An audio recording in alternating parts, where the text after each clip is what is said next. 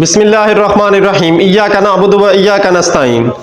नाज़रीन, अल्लामा इक़बाल रहमतुल्लाह अलैह फरमाते हैं, दी हाथ से देकर अगर आज़ाद हो मिल्लत, दी हाथ से देकर अगर आज़ाद हो मिल्लत, है ऐसी तिजारत में मुसलमान का खसारा। नाज़रीन, बतौर मुसलमान अगर हम अपने मज़हब को छोड़कर दूसरों के पीछे चलते हैं तो इस कारोबार में हमारा घाटा है, क्योंकि मुसलमानों का असल सरमाया उसका मज़हब होता है। नाज़रीन, अल्लामा इक़बाल रहमतुल्लाह अलैह फरमाते हैं कि जब से मुसलमानों ने अपनी रियासतों में इस्लामी निज़ाम को छोड़कर इब्लीसी निज़ाम को अपना लिया है, तब से ज़लालत हमारा मुकद्दर बनी हुई है। जब से हम अपनी इस्लामी रवायात को छोड़कर यूरोप के पीछे लगे हैं, तब से मुसलमानों को हर तरफ से मार पड़ रही है।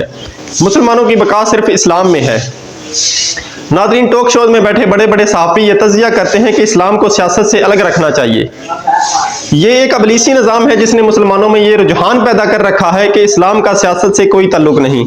अल्लामा इक़बाल रहमतुल्लाह अलैह इसकी तरफ इशारा करते हैं। दूसरे शेर में अल्लामा इक़बाल रहमतुल्लाह अलैह फरमाते हैं, दुनिया को है फिर मारकाए रूहो बदन पेश, दुनिया को है फिर मारकाए रूहो बदन पेश, तहजीब ने फिर अपने दरिंदों को उबारा।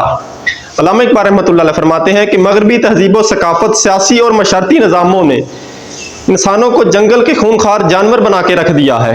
हर कोई अपनी बदन की आसाइश में लगा है, वो रूह और इसके तकाज़ों को भूल चुका है।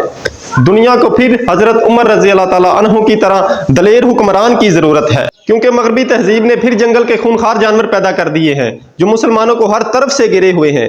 हमें मगरब के इब्लीसी निज़ाम ने इस तरह से अपनी लपेट में ले लिया है कि हम चाह कर भी इससे अपनी जान नहीं छुड़ा पा रहे। अल्लामा इक़बाल रहमतुल्लाह अलैह फरमाते हैं कि इसका इलाज सिर्फ इस्लाम के पास है।